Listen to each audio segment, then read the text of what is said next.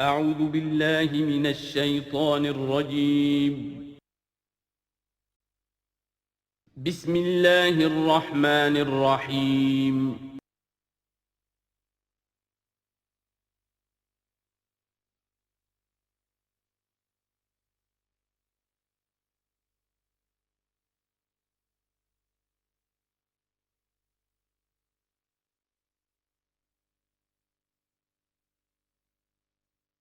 بعد فاعوذ باللہ من الشیطان الرجیم بسم اللہ الرحمن الرحیم ان تجتنبوا کبائر ما تنہون عنہ نکفر عنکم سیئاتکم وندخلکم مدخلا کریما ولا تتمنوا ما فضل اللہ به بعضکم علی بعض للرجال نصیب مما اکتسبوا وللنساء نصیب مما اکتسبن واسألوا اللہ من فضلہ ان اللہ کان بکل شیء علیما صدق اللہ العظیم۔ اب انسانی تمدن کے دو بہت اہم مسائل ہیں اور بڑے گہرے فلسفیانہ اہمیت کے حامل۔ پہلا مسئلہ ہے گناہوں کے بارے میں کہ ان میں ایک تقسیم ہے کبائر اور صغائر کی۔ بڑے بڑے گناہ، سب سے بڑا گناہ شرک ہے، کفر ہے، پھر یہ کہ جو فرائض ہیں ان کا ترک کرنا کبائر میں شامل ہوگا، جو حرام چیزیں ہیں ان کا ارتکاب کبائر میں شامل ہوگا۔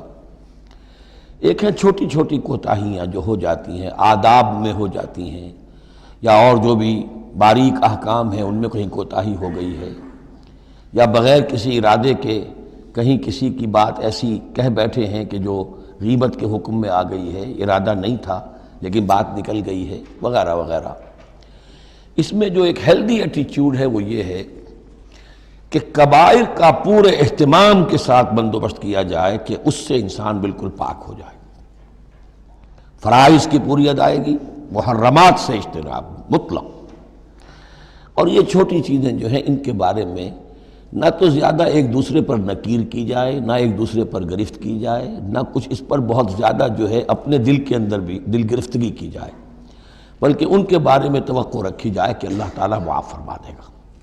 استغفار کرے بھی آدمی، اور یہی صغائر ہیں جو نیکیوں کے ذریعے سے خود بخود بھی ختم ہوتے رہتے ہیں۔ یہ جو آتا ہے کہ جو شخص وضو کرتا ہے صحیح طریقے پر بیٹھ کر اطمینان سے، تو جب وہ ہاتھ دھوتا ہے تو ہاتھوں کے گناہ جھڑ جاتے ہیں، آنکھوں میں پانی ڈالتا ہے آنکھوں کا گناہ جھڑ جاتا ہے، وغیرہ وغیرہ۔ تو یہ وہ صغائر ہیں۔ ان الحسنات یذہبن السیئات، یہ نیکیاں جو ہیں ان بدیوں کو دور کر دیتی ہیں۔ کبائر معاف نہیں ہوتے اس سے۔ نیکیوں سے جن گناہوں کی معافی کا از خود اعلان ہے قرآن میں، وہ کبائر نہیں صغائر ہیں۔ کبائر توبہ کے بغیر وہ نہیں بخشے جا سکتے، توبہ کرنی ہوگی۔ اور جو اکبر الکبائر ہے شرک، اس کے بارے میں تو دو مرتبہ اس صورت میں آئے گا کہ ان اللہ لا یغفر ان یشرک بہ ویغفر ما دون ذلک لمن یشاء، وہ ہم پڑھیں گے بعد میں۔ لیکن ایک پرورٹڈ قسم کی مذہبی شخصیت ہوتی ہے، مذہبی مزاج، پرورٹڈ، مست شدہ۔ جو کبائر ہیں وہ تو ہو رہے ہیں، سود خوری ہو رہی ہے، جو کچھ ہو رہا ہے، حرام خوری ہو رہی ہے، چھوٹی چھوٹی باتوں پر نکیر ہو رہی ہے، یہ پائنچا تمہارا نیچے کیوں چلا گیا ہے، اس کے اوپر ساری گرفت ہو رہی ہے، یہ کیا ہو گیا ہے، تمہاری داڑھی جو ہے شرعی نہیں ہے، اس کے اوپر گرفت ہو رہی ہے۔ یہ چیزیں جو ہیں دس از پرورش، یہ مذہب کو بس کر دینے والی بات ہے۔ قرآن مجید میں اس معاملے کو 3 جگہ پر نقل کیا گیا ہے کہ یہ فلسفہ جو ہے کہ چھوٹی چیزوں کے بارے میں درگزر سے بھی کام لو، اور یہ کہ بہت زیادہ متفکر بھی نہ ہو، سینس آف پروپورشن ہونا چاہیے۔ ان تجتنبوا کبائر ما تنہون عنہ، اگر تم اجتناب کرتے رہو گے ان بڑے بڑے گناہوں سے جن سے کہ تمہیں روکا جا رہا ہے، نکفر عنکم سیئاتکم، تمہاری چھوٹی برائیوں کو ہم خود ہی دھوتے رہیں گے، پاک کرتے رہیں گے، صاف کرتے رہیں گے۔ جو بھی نیک کام کرو گے ان کے حوالے سے وہ جو فروغ داشتیں ہیں وہ خود بخود بھی دھلتی رہتی ہیں۔ وندخلکم مدخلا کریما، اور تمہیں داخل کریں گے بہت ہی باعزت جگہ پر، جہاں کہ تمہارا مقام جو ہے باعزت اکرام کے ساتھ ہوگا۔ یہ مضمون سورہ شورى میں بھی آیا ہے، پھر سورۃ النجم میں بھی ہے، 3 مرتبہ یہ مضمون قرآن میں آیا ہے۔ دوسرا مسئلہ جو ہے انسانی معاشرے میں وہ فضیلت کا ہے۔ اب ظاہر بات ہے کہ تمام انسانوں کو ایک جیسا تو نہیں بنایا ہے اللہ نے، کسی کو خوبصورت بنا دیا، کسی کو بدصورت بنا دیا، کسی کا قد اونچا ہے، کوئی ٹھگنے قد کا ہے، لوگ اس پر ہنستے ہیں۔ یا کسی کو مرد بنا دیا، کسی کو عورت بنا دیا۔ اب عورت اپنے اندر ہی اندر کڑھتی رہے، مجھے عورت کیوں بنایا، تو اس کا حاصل کیا ہوگا؟ یا کوئی بدصورت انسان ہے، ٹھنگنا ہے کسی اور اعتبار سے، دوسرا شخص ہے وہ دیکھتا ہے کہ وہ تو بڑا اچھا ہے، تو اب اس کے اوپر کڑھنے کی بجائے کیا ہونا چاہیے کہ اللہ تعالیٰ نے مجھے جو کچھ دیا ہے مجھے اس کے اوپر صبر اور شکر کرنا چاہیے، اور جو فضل ہے کسی اور چیز میں بھی ہو سکتا ہے، میں نیکی میں آگے بڑھ جاؤں، میں خیر کے کاموں میں آگے بڑھ جاؤں، میں علم میں آگے بڑھ جاؤں، تو یہ چیزیں جو ہیں انسان دوسری چیزوں سے اپنی ان کی تلافی کر لے، بجائے اس کے کہ ایک نیگیٹو اس کی سائیکالوجی ڈیولپ ہوتی چلی جائے، کڑھنا اور اندر ہی اندر جھڑتے رہنا، جس سے کہ پھر طرح طرح کی جو ذہنی بیماریاں پیدا ہوتی ہیں، انہی کانفلکٹس کی وجہ سے، انہی فرسٹریشنز کی وجہ سے مینٹل بیلنس آدمی لوز کر بیٹھتا ہے۔ تو اس کی بجائے دیکھیے کس قدر عمدہ تعلیم دی جا رہی ہے، وَلَا تَتَمَنَّوْا مَا فَضَّلَ اللَّهُ بِهِ بَعْضَكُمْ عَلَىٰ بَعْضٍ، اور تمنا نہ کیا کرو اس شے کی کہ جس کے ذریعے سے اللہ نے تم میں سے بعض کو بعض پر فضیلت دے دی ہے۔ اب اللہ کی دی ہوئی فضیلت ہے، اس میں آپ تمنا کریں، اور دوسری طرف یہ کہ اس میں حسرت ہو جائے۔ اب اس میں خاص طور پر جو مسئلہ ہے انسانوں میں، جو آج کا سب سے بڑا مسئلہ ہے دنیا میں، جیسا کہ میں نے بتایا ایکسپلائٹ کیا جا رہا ہے، مساوات مرد و زن۔ اب یہ بھی ایک فضیلت ہے، کسی کو اللہ نے مرد بنایا، کسی کو عورت بنایا۔ اب پہلی بات یہ بتائی جا رہی ہے للرجال نصیب مما اکتسبوا، مردوں کے لیے حصہ ہے اس میں سے کہ جو وہ کمائیں گے، وللنساء نصیب مما اکتسبن، اور عورتوں کے لیے حصہ ہے اس میں سے جو وہ کمائیں گی۔ یعنی جہاں تک نیکیوں کا معاملہ ہے، بدیوں کا معاملہ ہے، خیرات کا معاملہ ہے، حسنات کا معاملہ ہے یا سیئات کا معاملہ ہے، اس میں بالکل ایکویلٹی ہے۔ مرد نے نیکی کمائی اس کے لیے، عورت نے نیکی کمائی اس کے لیے، اس میں برابری ہے۔ عورت نیکی میں مرد سے آگے نکل جائے، اتنے مرد ہوں گے کروڑوں کہ جو رشک کریں گے حضرت خدیجہ کی کے مقام پر، کہ جو ان کا نمایاں ہوگا قیامت کے دن، یا حضرت عائشہ یا حضرت فاطمہ کا مقام، تو وہ عورتیں تھیں اور مرد ہوں گے بڑے بڑے، لیکن یہ کہ ان کی خاک کو بھی نہیں پہنچ سکیں گے۔ تو یہ ہے کہ اس میں تسلیم کرے آدمی، تسلیم و رضا، کہ جو بھی اللہ نے مجھے بنا دیا اور مجھے دیا ہے، اب مجھے اس میں بہتر سے بہتر کرنا ہے۔ یہ میرا شاکلہ تو اللہ کی طرف سے آ گیا ہے، کل یعمل علی شاکلتہ، اور جو ہم پڑھ چکے سورہ بقرہ میں کہ لا یکلف اللہ نفسا الا وسعہا، وسع جو ہے وہ اللہ نے بنا دی ہے۔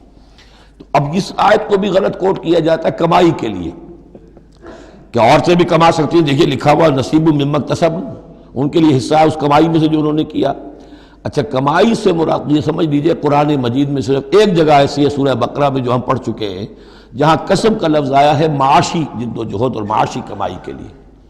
باقی پورے قرآن میں کسب آتا ہے اعمال کے لیے، کسب حسنات، کسب سیئات، بدیاں کمانا، بھلائیاں کمانا، کسب اس کے لیے۔ اور دلیل اس کی یہاں کیا ہے، مما اکتسبنا نصیب۔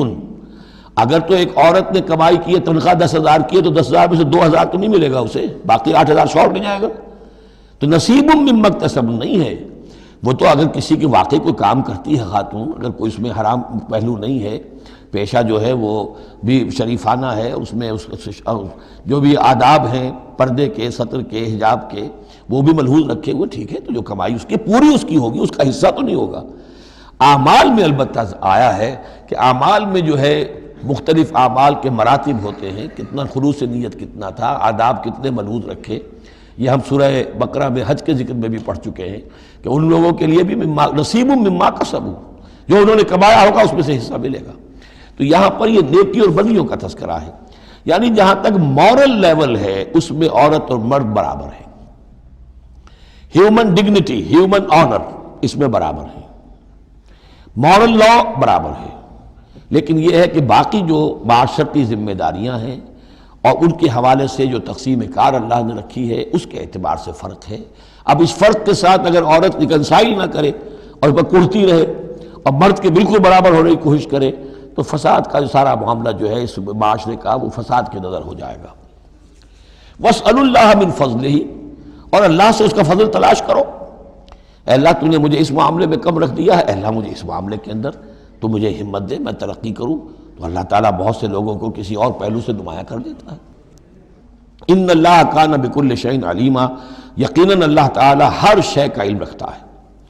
وَلِكُلٍّ جَعَلْنَا مَوَالِيَ مِمَّا تَرَكَ الْوَالِدَانِ وَالْأَقْرَبُونَ، اب آخر میں پھر ایک مرتبہ جو ہے قانون وراثت کی اہمیت کو دیکھیے، اور ہر ایک کے لیے ہم نے مقرر کر دیے ہیں حصے وراثت میں جو بھی چھوڑتے ہیں والدین یا رشتہ دار۔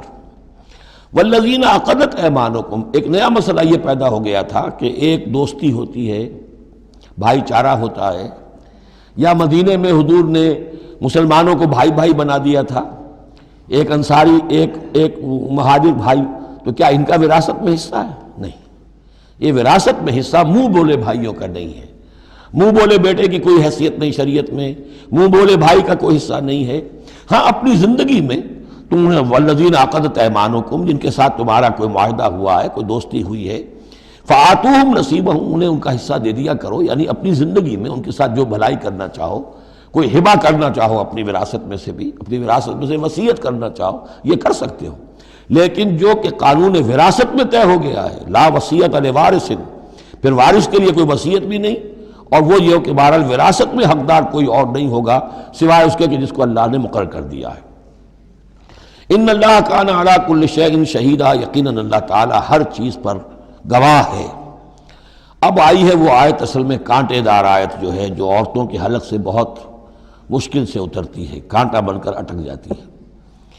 الرجال قوامون علی النساء، یہ تمہید تھی ساری، ایک سورہ بقرہ میں تمہید آ چکی تھی، علیہن لہن مثل الذی علیہن بالمعروف وللرجال علیہن درجہ، یہ کہہ کے بات چھوڑ دی۔ آگے آئے لا تتمنوا ما فضل اللہ بعضهم علی بعض، اور مزید اس کے لیے ذہنی جو ہے تیاری کر دی۔ اب آ رہی ہے وہ چیز جو چبھنے والی چیز ہے۔ الرجال قوامون علی النساء، مرد عورتوں پر حاکم ہے۔ یہ میں ترجمہ زور دے کر رہا ہوں۔ یہ قامہ جو ہے، قامہ جب علا کے ساتھ آئے گا تو کچھ اور معنی ہوں گے، قامہ بے کے ساتھ آئے گا کچھ اور معنی ہوں گے۔ قامہ بے کسی شے کو قائم کرنا، کونوا قوامین بالقسط، اسی سورہ مبارکہ میں یہ آیت آ جائے گی، کونوا قوامین بالقسط، عدل کو قائم کرنے والے بن کر کھڑے ہو جاؤ۔ قامہ علا، کسی کے اوپر، سر پر مسلط ہونا، یہ ہے گویا کہ ایک درجہ حاکمیت ہے۔ گھر کے ادارے میں حاکم ہونے کی حیثیت مرد کو حاصل ہے۔ سربراہ خاندان جو ہے وہ مرد ہے، عورت نہیں ہے۔ عورت کو بہرحال اس کے ساتھ ایک وزیر کی حیثیت سے کام کرنا ہے، یہ ہے اس کا اصل رول۔ اسی لیے میں بیان کر چکا ہوں کہ وہ جو نسیان کا معاملہ تھا، اللہ تعالیٰ نے اس کے اندر چونکہ یہ سیکنڈ رول پلے کرنا ہے اسے یقیناً اس کے جذبات کو تو زیادہ ٹھیس پہنچنے کا امکان رہے گا۔ آدمی کو، ہر انسان، مرد بھی چاہتا ہے میری بات چلے، عورت چاہتی ہے میری بات چلے۔ اب آخر کار کس کی بات چلے گی؟ یا تو دونوں کسی طریقے سے کسی مسئلے میں متفق ہو جائیں، اور عورت جو ہے بیوی اپنے شوہر کو دلیل سے، اپیل سے جس طرح قائل کر لے تو معاملہ ٹھیک ہو گیا۔ اب اگر نہیں ہو رہا معاملہ تو اب کس کی رائے چلے گی؟ مرد کی رائے چلے گی۔ تو کس کو اس سے ایک صدمہ پہنچے گا؟ عورت کو پہنچے گا۔ لیکن اس صدمے کا ہی جو ہے انفلوئنس، اس کو کم کرنے کے لیے سیفٹی والو، نسیان کا مادہ اللہ تعالیٰ نے عورت میں زیادہ رکھ دیا۔ اسی لیے پھر اس قانون شہادت کے اندر ایک مرد کی جگہ 2 عورتوں کو وہاں پر اس کا نصاب رکھا گیا۔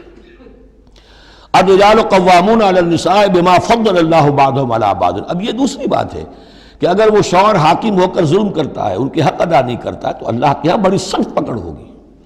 یہ تو دوسری بات ہے بالکل۔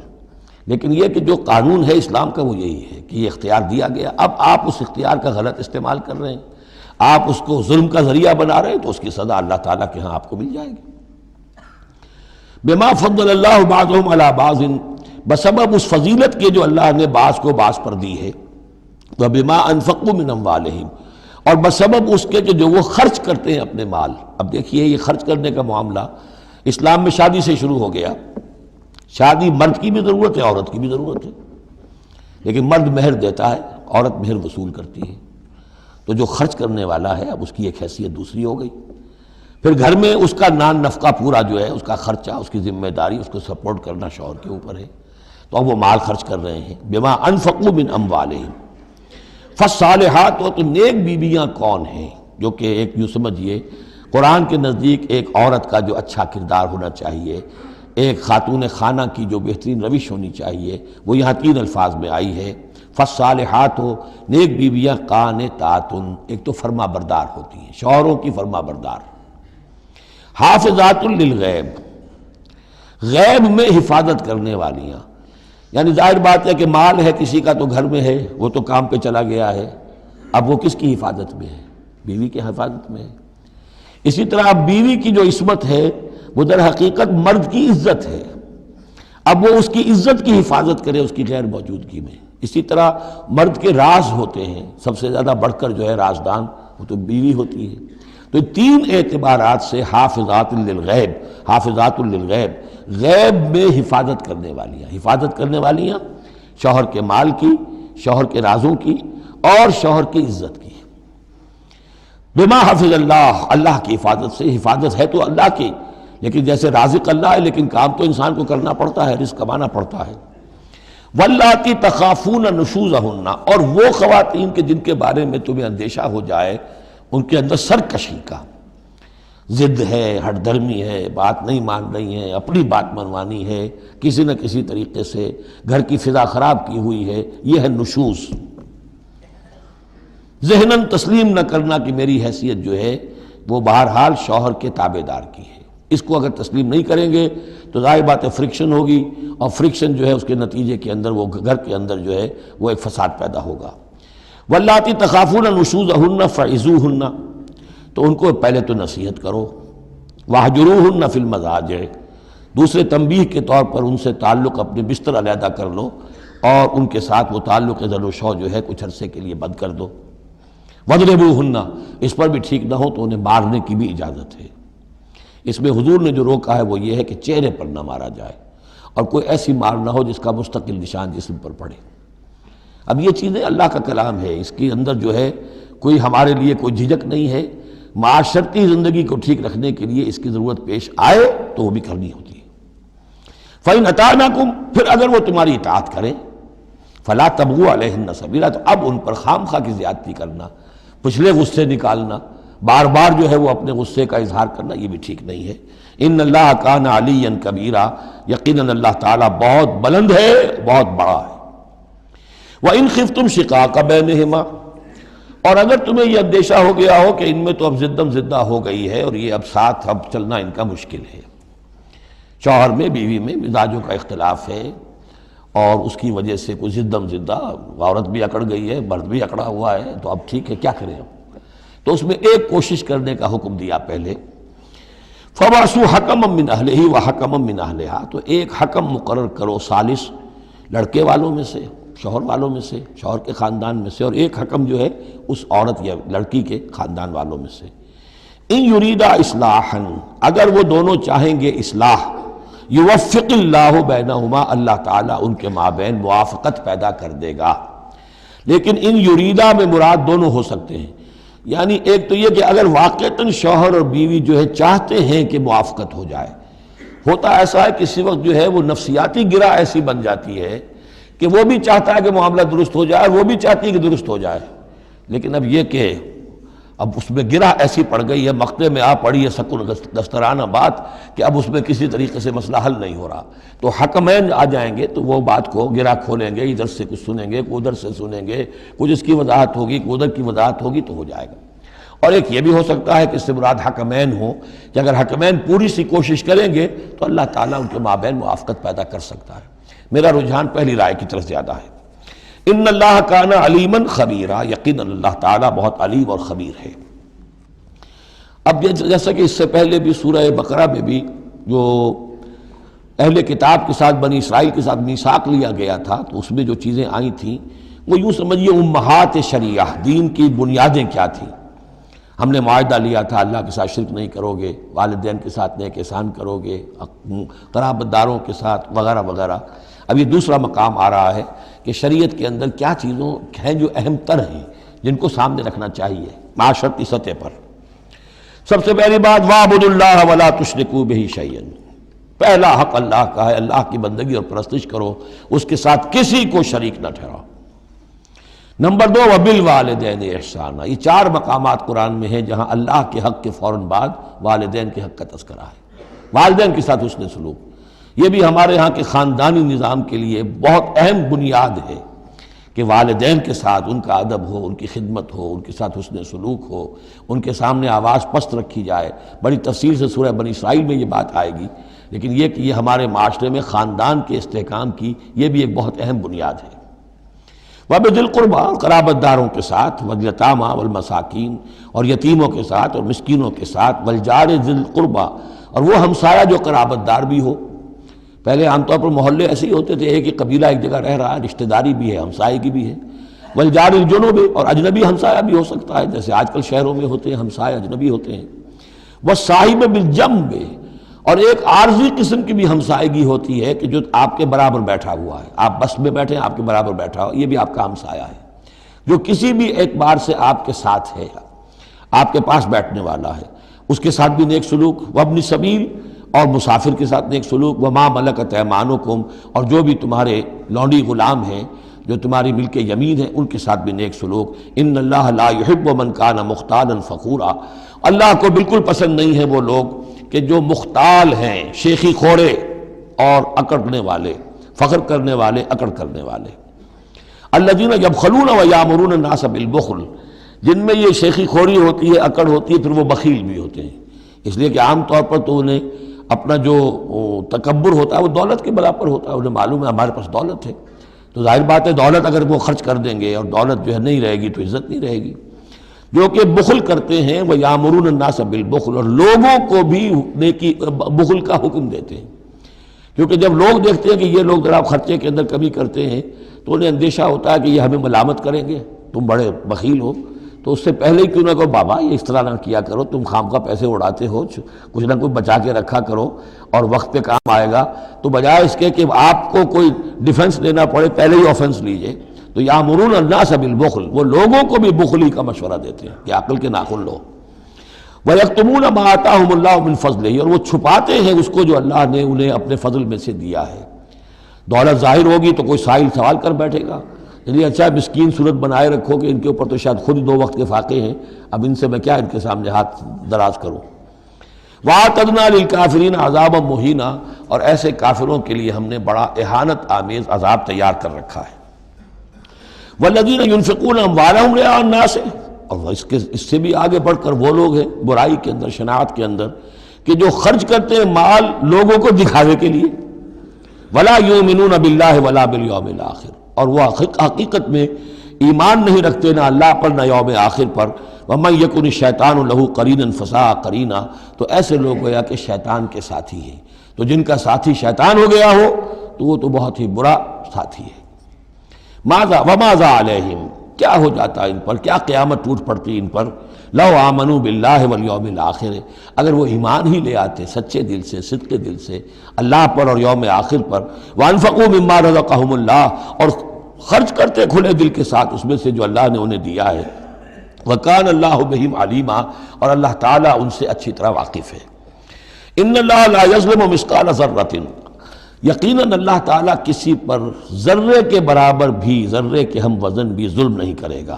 لا یظلم مثقال ذرۃ وإن تک حسنۃ یضاعفها، اگر نیکی ہوگی وہ ذرہ عمل کا جو ہے نیکی کا ہے اس سے دگنا کرے گا، بڑھائے گا، بڑھوتری کرے گا۔ وَيُؤْتِ مِن لَّدُنْهُ، نہ صرف اس کو بڑھا کر دے گا واپس بلکہ اور اپنے پاس سے یؤتِ مِن لَّدُنْهُ أَجْرًا عَظِیمًا، خاص اپنے خزانے فضل سے مزید بہت بڑا اجر دے گا۔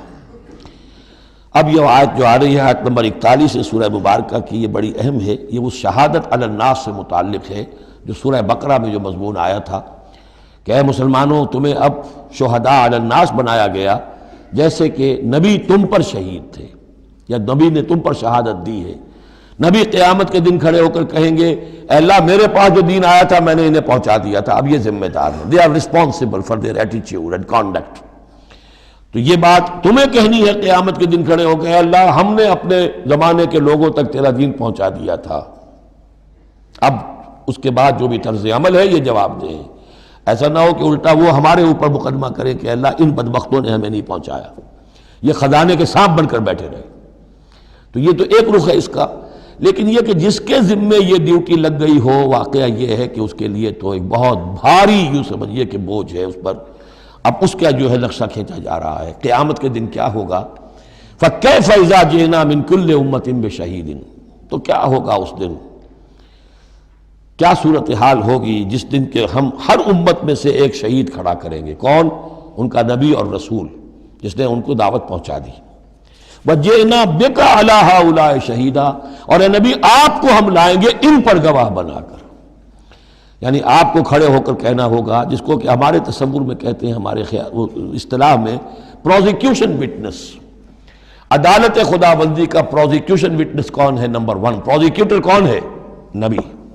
اے اللہ تیرا پیغام جو پہنچا تھا میں نے پہنچا دیا تھا، now they are accountable responsible. تو اس کے کیا معنی ہوئے؟ اپنی ہی قوم کے خلاف گواہی آ گئی نا۔ علا کا لفظ یہاں بھی نوٹ کر لیجیے، علی ہؤلاء شہیدا۔ علی ہمیشہ مخالفت کے لیے آتا ہے۔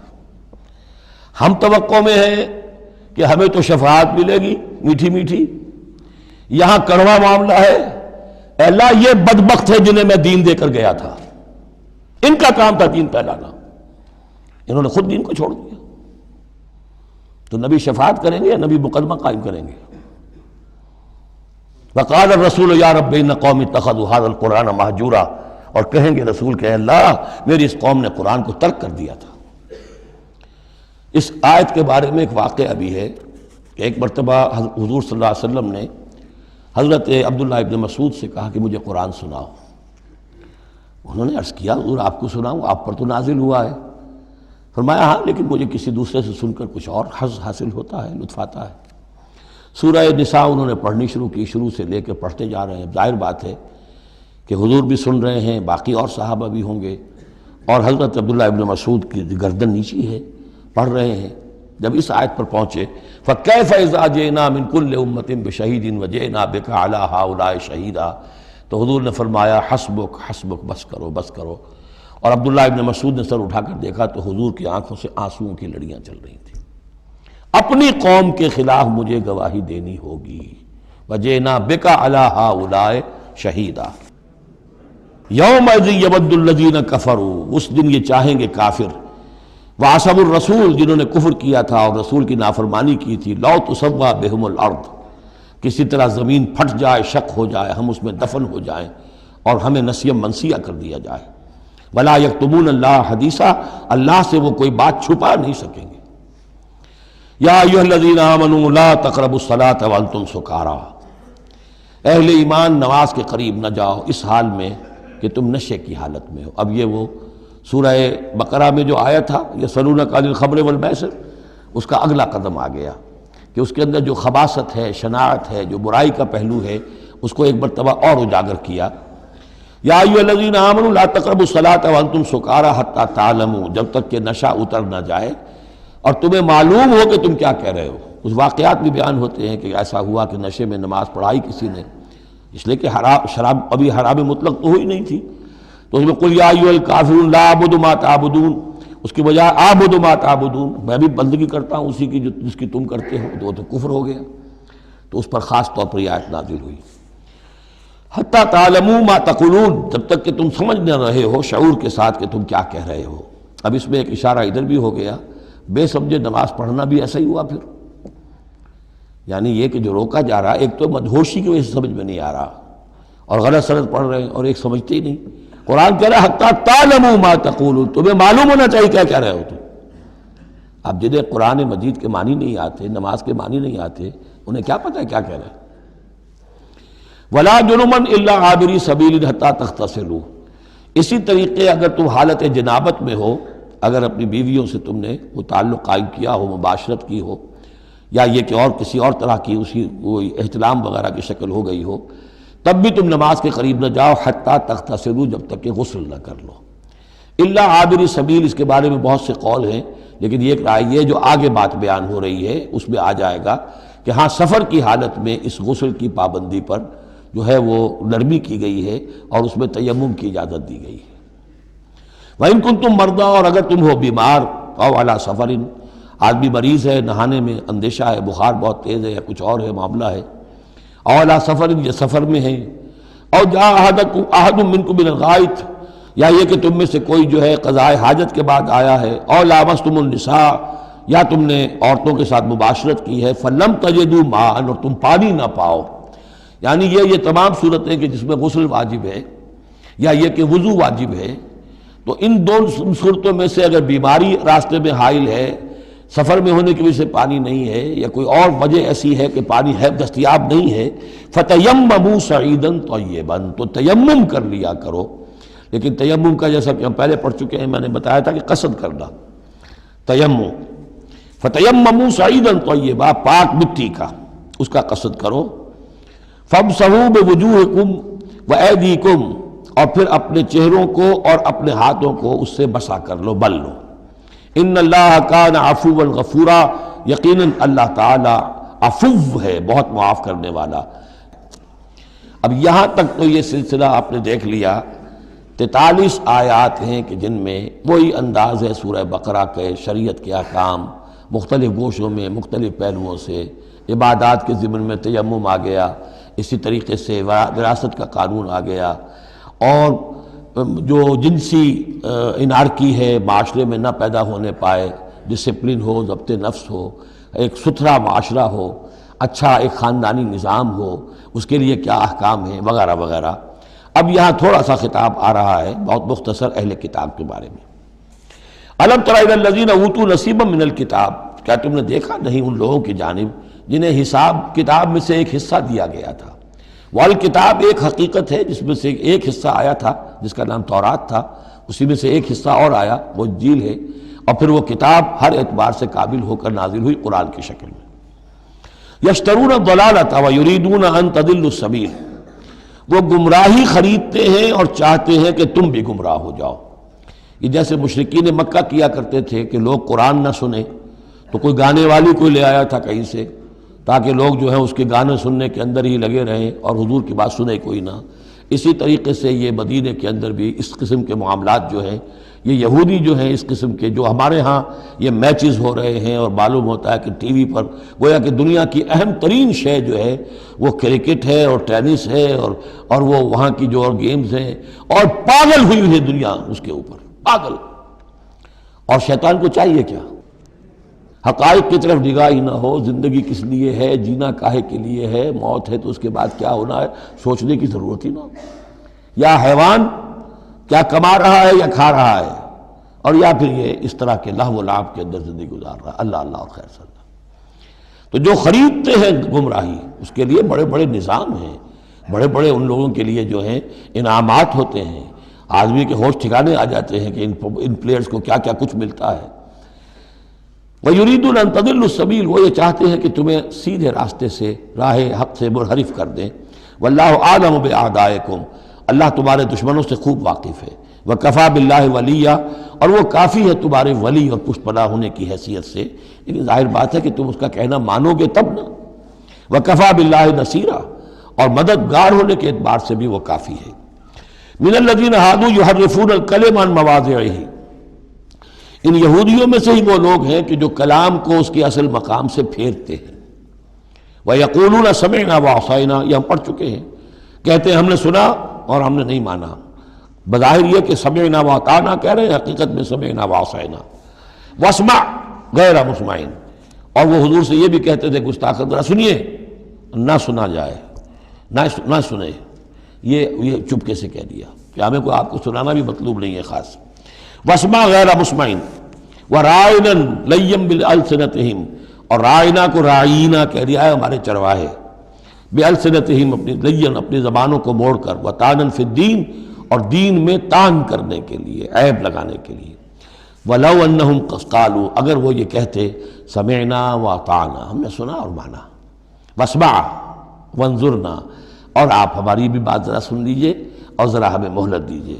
لَكَانَ خَيْرًا لَهُمْ وَأَقْوَمَ، یہ ان کے لیے کہیں بہتر ہوتا اور بہت درست اور سیدھی بات ہوتی.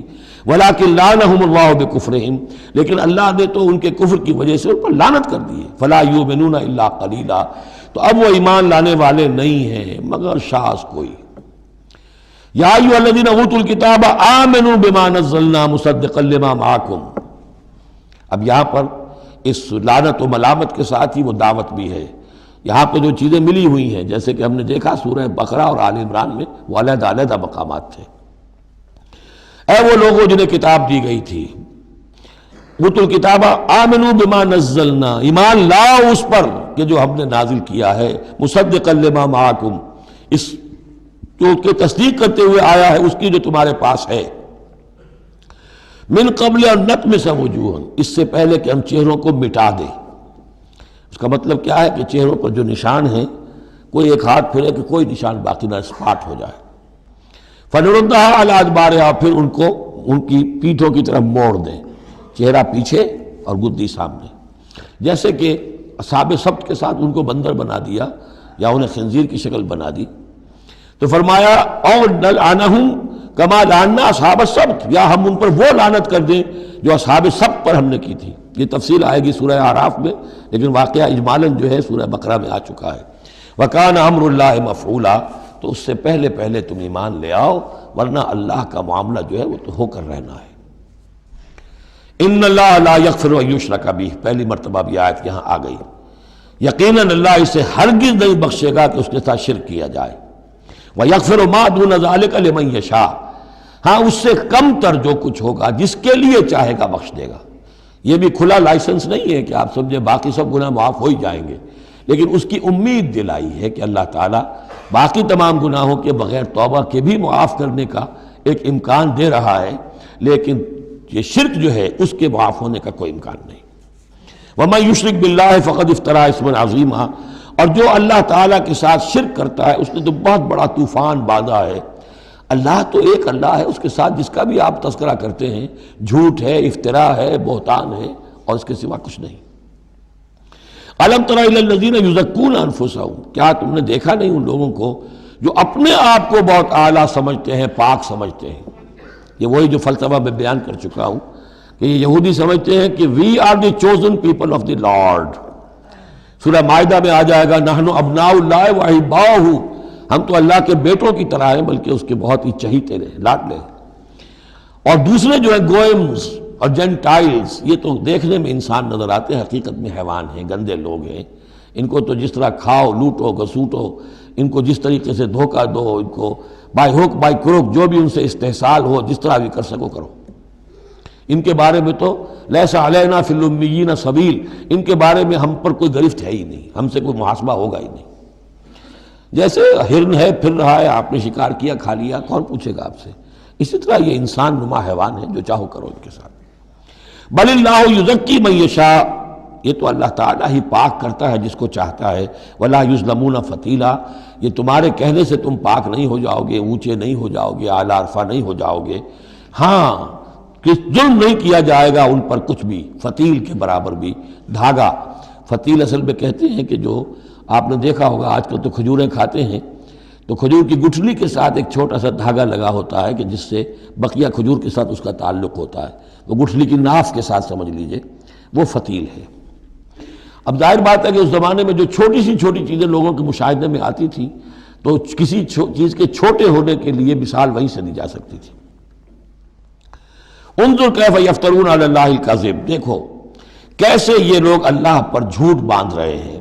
وکفیٰ بہ اسما مبینا، اور یہی گناہ کافی ہے، یعنی ان کی گرفت کے لیے اور ان کے عذاب دینے کے لیے یہی ایک بات کافی ہے جو انہوں نے گھڑ لی ہے۔ الم تر الی الذین اوتوا نصیبا من الکتاب، کیا تم نے دیکھا نہیں ان لوگوں کو جنہیں کتاب میں سے ایک حصہ دیا گیا تھا؟ یؤمنون بالجبت والطاغوت وَيَقُولُونَ لِلَّذِينَ كَفَرُوا هَؤُلَاءِ أَهْدَىٰ مِنَ الَّذِينَ آمَنُوا سَبِيلًا، وہ ایمان لاتے ہیں بتوں پر اور شیطان پر، طاغوت پر، اور کہتے ہیں ان لوگوں کے سے کہ جنہوں نے کفر کیا، یعنی مشرکین، هَؤُلَاءِ أَهْدَىٰ مِنَ الَّذِينَ آمَنُوا، ان اہل ایمان سے تو یہ زیادہ ہدایت پر ہیں، اہدیٰ سبیلا، یہ لوگ زیادہ راستے پر برحق ہیں۔ یہ ہوتا ہے زدم زدہ میں۔ اب ظاہر بات ہے انہیں معلوم تھا کہ محمد اور ان کے ساتھی صلی اللہ علیہ وسلم ورضی اللہ عنہم وہ کن کن چیزوں میں ان سے مشابہ تھے۔ توحید ہے، ایمان بالآخرہ ہے، موسیٰ کے ماننے والے ہیں، تورات کے ماننے والے، لیکن جب زدم زدہ آتی ہے تو کہتے ہیں یہ مشرک بھی بہتر ہے ان مسلمانوں سے، تو ان کا دین بہتر ہے، یہ تو گویا کہ بالکل ہی کسی حیثیت ان کی ہے ہی نہیں۔ اور اس میں ظاہر بات ہے کچھ کہہ بیٹھتے ہوں گے ہاں جی آخر آپ کے بتوں میں بھی کچھ نہ کچھ تو ہے نا، لیکن یہ کہ یہ مسلمانوں کے پاس تو کچھ بھی نہیں، یہ تو سرے سے خالی۔ یؤمنون بالجبت والطاغوت ویقولون للذین کفروا هؤلاء اهدیٰ من الذین آمنوا سبیلا اولئک الذین لعنهم اللہ، یہ وہ لوگ ہیں جن پر اللہ نے لعنت فرما دی ہے۔ وَمَن يَلْعَنِ اللَّهُ فَلَن تَجِدَ لَهُ نَصِيرًا، اور جس کو اللہ ہی نے لعنت کر دی ہو اب تم اس کے لیے کوئی مددگار نہیں پاؤ گے۔ ام لہم نصیب من الملک، کیا ان کا کوئی حصہ ہے اختیار میں، بادشاہت میں؟ یعنی جو تقسیم کر لی ہے کہ یہ سب کچھ ہمارے لیے ہے، باقی انسان جو ہیں وہ گوئمز ہیں، جنٹائلز ہیں، یہ کس اختیار سے کیا؟ ان کے پاس اختیار ہے یہ انسانوں میں یہ تقسیم اور تفریق۔ ام لہم نصیب من الملک، بادشاہی جو ہے، مالک الملک اللہ ہے، کیا انہوں نے کوئی اختیار ان کو اس سے ملا ہوا ہے ان کے پاس؟ فَإِذَا لَا يُؤْتُونَ النَّاسَ نَقِيرًا، اگر ایسا کہیں ہوتا تو یہ کسی ایک انسان کو تل کے برابر بھی کوئی شے دینے کو تیار نہ ہوتے اگر ان کا اختیار ہوتا۔ ام یحسدون الناس علی ما آتاہم اللہ من فضلہ، کیا یہ حسد کر رہے ہیں لوگوں سے اس پر کہ جو اللہ تعالیٰ نے انہیں اپنے فضل میں سے عطا کر دیا ہے؟ قرآن عطا کر دیا امیین میں، آخری نبی بھیج دیا امیین میں جنہیں حقیر سمجھتے تھے، اب اس پر حسد ہے، اس کی آگ میں جل رہے ہیں۔ ام یحسدون الناس علی ما آتاہم اللہ من فضلہ فقد آتینا آل ابراہیم الکتاب والحکمت وآتیناہم ملکا عظیما، تو ہم نے آل ابراہیم کی نسل کو عطا فرمائی کتاب بھی، حکمت بھی، اور انہیں بہت بڑی حکومتیں بھی دی۔ یعنی تمہیں بھی اگر ملی تھی تو ابراہیم کی نسل ہونے کے ناطے سے ملی تھی، کتاب ملی، تورات ملی، انجیل ملی، تو یہ جو دوسری نسل ہے یہ بھی تو اسی ابراہیم کی نسل ہے۔ آتینا آل ابراہیم الکتاب والحکمت، ہاں بنی اسرائیل کو کتاب علیحدہ ملی، حکمت علیحدہ ملی، تورات علیحدہ تھی، انجیل علیحدہ تھی، اور یہاں کتاب اور حکمت ایک ہی جگہ پر قرآن میں اللہ نے جمع کر دی ہے بتمام و کمال، اور ایک ہی جگہ پر جمع۔ وَآتَيْنَاهُ مُلْكًا عَظِيمًا، تو جیسے ان کو ملک عظیم دیا تھا اب ہم ان مسلمانوں کو اس سے بڑا ملک دیں گے۔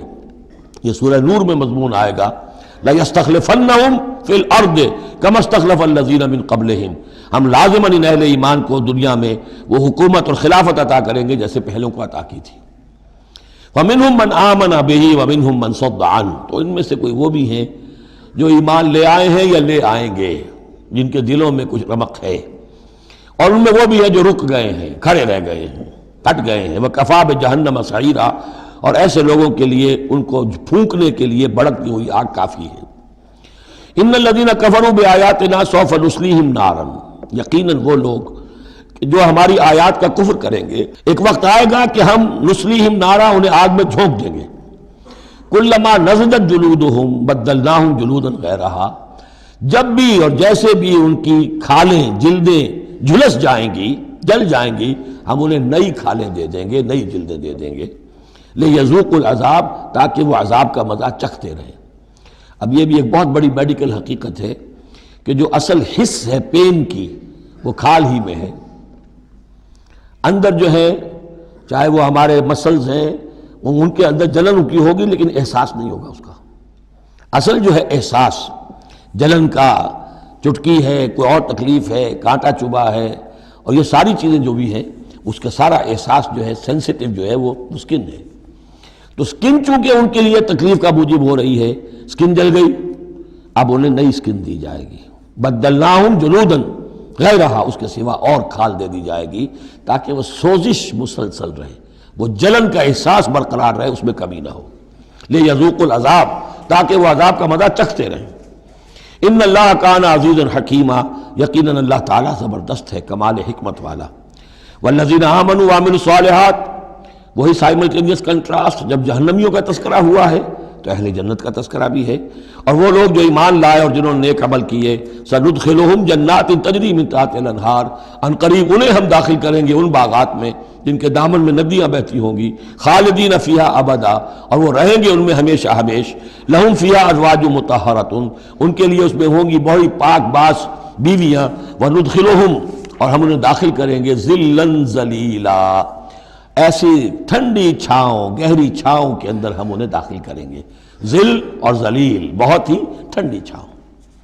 یہاں اب وہ ختم ہوا حصہ کہ جو اہل کتاب کی طرف روح سخن اور خطاب تھا، اب پھر مسلمانوں سے۔ ان اللہ یامرکم ان تؤدوا الامانات الی اہلہا، اور یہ 2-3 آیتیں نہایت اہم ہیں قرآن مجید کی۔ سارا اسلام کا سیاسی، قانونی، دستوری نظام اس میں ہے۔ ان اللہ یامرکم ان تؤدوا الامانات الی اہلہا، پہلی بات تو یہ اللہ تمہیں حکم دیتا ہے کہ امانات سپرد کرو اس کے اہل لوگوں کو. فَإِذَا حَكَمْتُمْ بَيْنَ النَّاسِ أَن تَحْكُمُوا بِالْعَدْلِ، اور جب لوگوں کے درمیان فیصلہ کرو تو عدل سے فیصلہ کرو. پہلی بات یہ ہے کہ جو بھی آپ سیاسی نظام بناتے ہیں، انتظام کرتے ہیں، اس میں منصب ہوتے ہیں، منصبوں کی پھر ذمہ داریاں ہوتی ہیں تو اختیارات بھی ہوتی ہیں. اس کو دیکھ کر دینا چاہیے کہ کون اہل ہے. یہ کہ برادری کی وجہ سے، رشتہ داری کی وجہ سے، کسی کی دولت کی وجہ سے، کسی کے دھونس کی وجہ سے اگر آپ نے کیا تو خیانت کی ہے. پھر یہ امانت ہے، اس امانت کا استعمال صحیح ہونا چاہیے. عام معنی میں بھی امانت، جو بھی امانت کسی نے رکھوائی ہے اسے واپس لوٹانی ہے. لیکن یہاں یہ وہ معاشرتی زندگی اور جو بھی ایک اجتماعی زندگی کے جو اہم اصولوں کی حیثیت سے بات آ رہی ہے کہ ان تؤدوا الامانات الی اہلھا، جو بھی اہل ہیں اس کی استطاعت اور اہلیت رکھنے والے. Number 2 judiciary. وَإِذَا حَكَمْتُمْ بَيْنَ النَّاسِ أَن تَحْكُمُوا بِالْعَدْلِ. پہلی چیز ہے سیاسی نظام، کس کو امیر بناؤ، امیر المومنین بناؤ، کس کے لیے تم ہیڈ آف دی اسٹیٹ بناؤ، کیا کرو. وہ تو جو بھی نظام ہوگا پہلے تو یہ کہ وہ اہلیت کی بنیاد پر ہو. نمبر 2 جوڈیشری جو ہے وہ مضبوط ہو. اذا حکمتم بین الناس ان تحکموا بالعدل، جب لوگوں کے مابین تم فیصلے کرو تو عدل کے ساتھ کرو. ان اللہ نعم ما یعظکم بہ، یقیناً اللہ تعالیٰ یہ بہت ہی اچھی نصیحتیں ہیں جو تمہیں کر رہا ہے. ان اللہ کان سمیعا بصیرا، یقیناً اللہ تعالیٰ سب کچھ سننے والا، دیکھنے والا ہے. اب تیسری ہے لیجسلیچر. آپ کو معلوم ہے یہ 3 پلرز ہیں ماڈرن سٹیٹ کے. چوتھا کہہ دیتے ہیں کہ پریس بھی چوتھا پلر ہے، یہ کہنے کی باتیں ہیں، اصل میں تو 3 ہی ہیں: لیجسلیچر، جوڈیشری اور انتظامیہ، ایگزیکٹو. ایگزیکٹو کی پہلی آیت آ گئی، جسے اختیار دینا ہے دیکھ لو کہ اہل ہے کہ نہیں. عدلیہ، اور اب تیسری بات لیجسلیچر. لیجسلیچر کے اصول کیا ہوں گے؟ یا ایھا الذین آمنوا اطیعوا اللہ واطیعوا الرسول، اہل ایمان اطاعت کرو اللہ کی اور اطاعت کرو رسول کی. یعنی کوئی قانون اللہ اور اس کے رسول کی منشا کے خلاف نہیں بنایا جا سکتا. یہ ہمارے دستور میں بھی لکھا ہوا ہے، no legislation can be done repugnant to the Quran and the Sunnah. لیکن یہ جو میں آج کل کہہ رہا ہوں کہ یہ منافقت کا پلندہ ہے کہ اس کی کوئی ضمانت نہیں، اس کی ایگزیکیوشن کی، امپلیمنٹیشن کی کوئی اسکیم موجود نہیں. لکھا ہوا ہے اوپر اطیعوا اللہ واطیعوا الرسول، اللہ کے احکام اور رسول کے احکام. یہ 2 مستقل سورسز آف لا ہیں، مستقل سورسز آف لا. منکرین سنت کی یہاں نفی ہوتی ہے. وَأُولِي الْأَمْرِ مِنْكُمْ، اور اپنے میں سے اولو الامر کی بھی اطاعت کرو. لیکن یہاں جو عجیب بات ہے وہ یہ ہے کہ 3 کی اطاعت آئی، اللہ کی، رسول کی، اولی الامر کی. 2 کے لیے اطیعوا، تیسرے کے لیے نہیں ہے. یا تو یہ بھی ہو سکتا تھا کہ اطیعوا ایک مرتبہ آ جاتا اور تینوں کو کور کر جاتا. یا ایھا الذین آمنوا اطیعوا اللہ والرسول واولی الامر منکم، تینوں برابر ہو جاتے. یا اطیعوا تیسری مرتبہ بھی آتا، یا ایھا الذین آمنوا اطیعوا اللہ واطیعوا الرسول واطیعوا اولی الامر منکم. 2 کے ساتھ ہے، تیسرے کے ساتھ نہیں.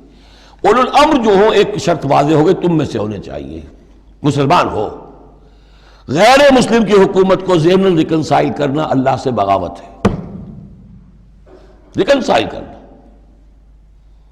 اولو الامر منکم، مسلمان تو ہونا کم سے کم. البتہ یہ کہ ان کی اطاعت مستقل نہیں، دائم نہیں، انکنڈیشنل نہیں.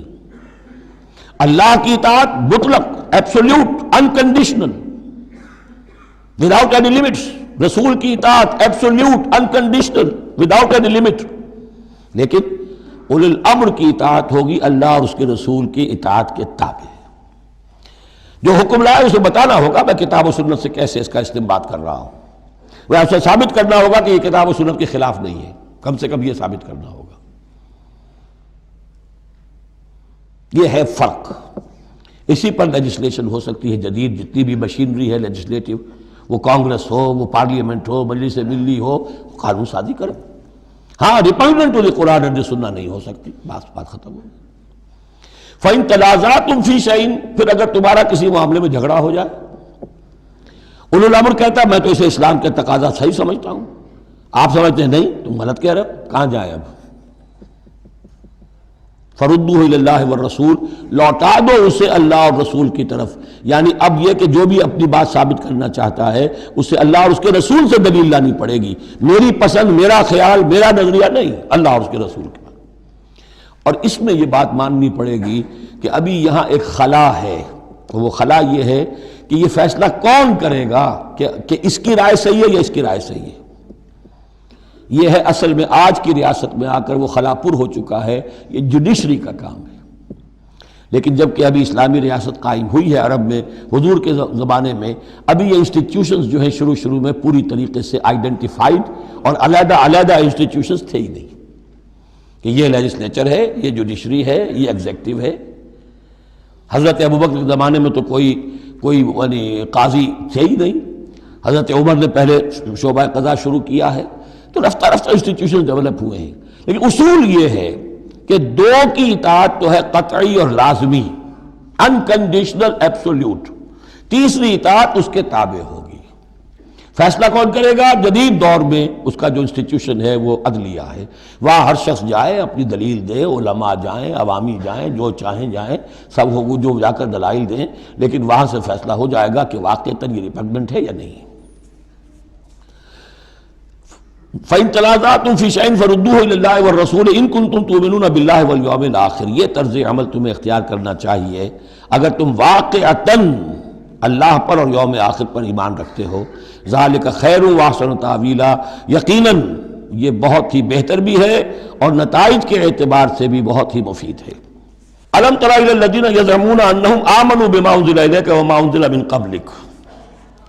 کیا تم نے غور نہیں کیا ان لوگوں کی طرف جن کا گمان تو یہ ہے اور دعویٰ تو یہ ہے کہ وہ ایمان لے آئے ہیں اس پر بھی کہ جو اے نبی آپ پر نازل کیا گیا اور اس پر بھی کہ جو آپ سے پہلے نازل کیا گیا. لیکن کرتے کیا ہیں؟ یریدون یتحاکموا الی الطاغوت.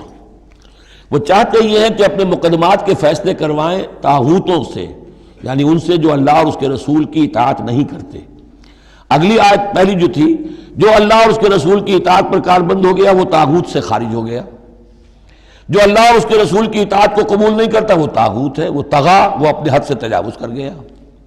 تو گویا کہ غیر مسلم جو اللہ اور اس کے رسول کے احکام کا پابند نہیں وہ طاغوت ہے. یریدون ان یتحاکموا الی الطاغوت وقد امروا ان یکفروا بہ. وہ اپنے مقدمات لے کر جاتے ہیں طاغوت کے پاس حالانکہ انہیں حکم دیا گیا ہے کہ ان کا کفر کریں. یعنی ہوتا یہ تھا کہ مسلمان مدینے میں جو منافقین تھے وہ اپنے مقدمات بجائے اس کے کہ حضور کے پاس لائیں، جب یہ دیکھتے تھے کہ ہمارا پلہ گر رہا ہے، حضور کے پاس جائیں گے ہم تو حق کی بات ہوگی، انصاف کی بات ہوگی، تو چلو یہودیوں کی عدالت سے فیصلہ کروا لیں. ایک یہودی کا اور ایک مسلمان کا جھگڑا ہوا اور اس میں یہ مسئلہ اٹھ کھڑا ہوا. وہ یہودی کہتا تھا چلو محمد کے پاس صلی اللہ علیہ وسلم، اس لیے کہ اسے بھی یقین تھا کہ میں حق پر ہوں. یہ مسلمان جو منافق تھا یہ کہتا تھا نہیں چلو تمہارے پاس کعب ابن اشرف کے پاس چلو، اس سے معاملہ طے کرواؤ. بہرحال اس کے بعد ہوا یہ کہ حضور کے پاس وہ یہودی لے آیا، حضور نے فیصلہ کر دیا اس کے خلاف. اب اس نے کہا اچھا چلو دیکھو آپ بھی عمر سے اور بات کرتے ہیں. حضرت عمر سے آ کے بات کی، امید کی کہ شاید وہ جب میرا لحاظ زیادہ کریں، میں مسلمان ہوں. وہ یہودی نے بتا دیا حضور تو یہ فیصلہ کر چکے میرے حق میں اور یہ پھر یہ یہاں آیا ہے. انہوں نے آؤ دیکھا نہ تاؤ تلوار لی اور گردن اڑا دی کہ جو محمد کے فیصلے پر راضی نہیں اور مجھ سے فیصلہ کروانا چاہتا ہے اس کا فیصلہ یہ ہے.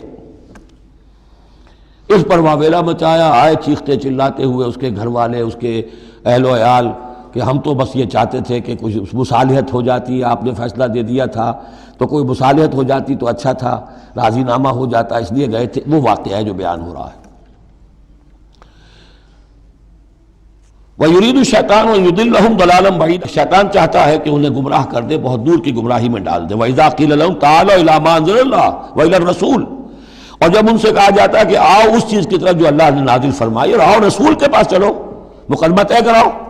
رَأَيْتَ الْمُنَافِقِينَ يَصُدُّونَ عَنْكَ صُدُودًا. تو اے نبی آپ دیکھتے ہیں کہ یہ منافق رکتے ہیں آپ کے پاس آنے سے کنی کتراتے ہیں. صدا یصدو یہ میں عرض کر چکا ہوں، رکنے کے معنی میں بھی ہے، روکنے کے معنی میں بھی ہے. فَكَيْفَ إِذَا أَصَابَتْهُمْ مُصِيبَةٌ بِمَا قَدَّمَتْ أَيْدِيهِمْ. تو پھر کیسے جبکہ ان کے اوپر کوئی مصیبت آ گئی اپنے کرتوت کی وجہ سے. جب چیختے چلایا ہے عمر نے یہ کر دیا، وہ تو مقدمہ قائم کرنا چاہتے تھے عمر کے خلاف.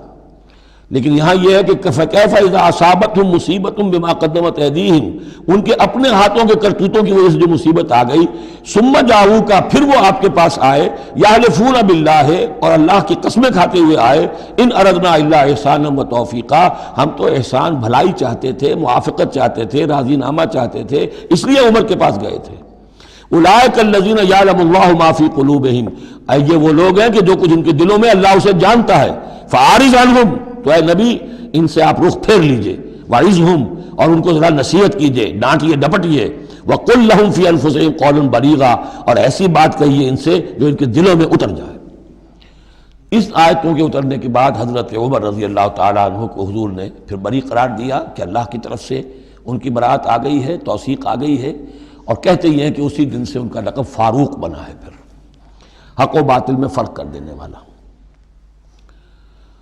وَمَا أَرْسَلْنَا مِن رَّسُولٍ إِلَّا لِيُطَاعَ بِإِذْنِ اللَّهِ۔ اب ایک بات نوٹ کر لیجئے، منافقت جو یہاں پر زیر بحث آئے گی سورہ مبارکہ میں، وہ 3 عنوانات کے تحت ہے۔ منافقوں پہ نماز بھاری نہیں تھی، روزہ بھاری نہیں تھا، 3 چیزیں بھاری تھیں۔ ایک رسول کی اطاعت، اور یہ بڑی نفسیاتی بات ہے، رسول انسان ہے، ہم جو رسول کی اطاعت کرتے ہیں تو رسول ہمارے لیے ایک انسٹیٹیوشن کی حیثیت رکھتے ہیں صلی اللہ علیہ وسلم۔ 2 ہاتھ 2 پاؤں 2 آنکھوں والا رسول ہمارے پاس موجود نہیں ہے، ان کے سامنے انسان موجود تھا، اس کے بھی 2 ہاتھ ہیں، اس کے بھی 2 پاؤں ہیں، اس کی 2 آنکھیں ہیں۔ انسان کی اطاعت کرے یہ بہت مشکل ہے، جیسا کہ جماعتوں میں ہوتا ہے۔ امیر کی اطاعت سے زیادہ بھاری کام کون سا ہے؟ بڑا مشکل کام۔ اپنی رائے کو پیچھے ڈالیں تو امیر کی رائے پر چلیں۔ ایک تو ان کے جس کے دل میں یقین تھا کہ یہ محمد صلی اللہ علیہ وسلم، یہ محمد ابن عبداللہ تو ہیں جنہیں ہم دیکھ رہے ہیں، لیکن حقیقتاً میں جو ایمان لایا ہوں وہ محمد الرسول اللہ پر لایا کہ اللہ کے رسول ہیں، تب تو بات ہو جائے۔ لیکن جن کے دلوں میں یہ یقین نہیں تھا یا کمزور تھا، ان کے لیے حضور کی شخصی اطاعت بڑی بھاری تھی، بڑی کٹھن تھی۔ یہی ہے بعض مواقع پر وہ کہتے تھے کہ یہ جو کچھ کہہ رہے ہیں اپنے پاس سے کہہ رہے ہیں، کیوں نہیں سورت نازل ہو جاتی، کیوں نہیں آیت نازل ہو جاتی؟ اور سورہ محمد اسی انداز میں نازل ہوئی ہے کہ پھر اللہ نے کہا اچھا لو پھر یہ آیت ہم نازل کر دیتے ہیں قتال کی۔ وہ یہ کہتے تھے یہ محمد نے خود اپنی طرف سے اقدام کر دیا ہے۔ دوسری چیز جو کٹھن تھی وہ تو کٹھن ہے قتال، اللہ کی راہ میں جنگ کے لیے نکلنا، خطرہ ہے، مرحلہ سخت ہے اور جان عزیز۔ اور تیسری چیز ہجرت۔ اب ہجرت میں منافقین مدینہ نہیں، منافق جو اور تھے گردا گرد کے اور مکے میں جو تھے ان کا ذکر آئے گا اب آگے۔ گھر بار چھوڑ کر، خاندان والوں کو چھوڑ کر نکل جانا آسان کام نہیں۔ اب سب سے پہلے اطاعت رسول، اس کی کیا اہمیت ہے۔ وَمَا أَرْسَلْنَا مِن رَّسُولٍ إِلَّا لِيُطَاعَ بِإِذْنِ اللَّهِ، تو ہم نے نہیں بھیجا کسی رسول کو مگر اس لیے کہ اس کی اطاعت کی جائے اللہ کے حکم سے۔ وَلَوْ أَنَّهُمْ إِذ ظَّلَمُوا أَنفُسَهُمْ، اور اگر انہوں نے جب اپنے اوپر ظلم کیا تھا، انفسہم جاؤ کا، اگر وہ آتے اے نبی آپ کے پاس، فاستغفروا اللہ، اور اللہ سے بھی استغفار کرتے، واستغفر لہم الرسول، اور رسول بھی ان کے لیے استغفار کرتے اللہ سے، لوجدوا اللہ توابا رحیما، تو وہ پاتے کہ اللہ تعالیٰ تو توبہ کا قبول فرمانے والا اور رحیم ہے۔ فلا وربک لا یؤمنون، تو نہیں تیرے رب کی قسم یہ ہرگز مومن نہیں ہو سکتے، حتیٰ یحکموک فیما شجر بینہم، جب تک کہ یہ آپ کو حکم نہ مانے ان تمام معاملات میں جو ان کے مابین پیدا ہو جائیں۔ کوئی چوائس نہیں ہے، جو بھی جھگڑا ہے، جو اختلاف ہے، جو بھی مسئلہ ہے، اس میں آپ کو حکم اگر نہیں مانتے تو تیرے رب کی قسم یہ مومن نہیں ہے۔ یہ انداز دیکھیے، اس کا جلال دیکھیے۔ فلا وربک لا یؤمنون حتی یحکموک فیما شجر بینہم ثم لا یجدوا فی انفسہم حرجا مما قضیت، اور پھر یہ کہ جو فیصلہ آپ کر دیں اس پر اپنے دل میں تنگی محسوس نہ کریں۔ اگر قبول بھی کر لیا لیکن کدورت کے ساتھ کیا، دل میں تنگی کے ساتھ کیا، تب بھی مومن نہیں ہے۔ وَيُسَلِّمُوا تَسْلِيمًا، اور سر تسلیم خم کریں جیسے کہ سر تسلیم خم کرنے کا حق ہے۔ بارک اللہ لی و لکم فی القرآن العظیم ونفعنی وإیاکم بالآیات والذکر الحکیم۔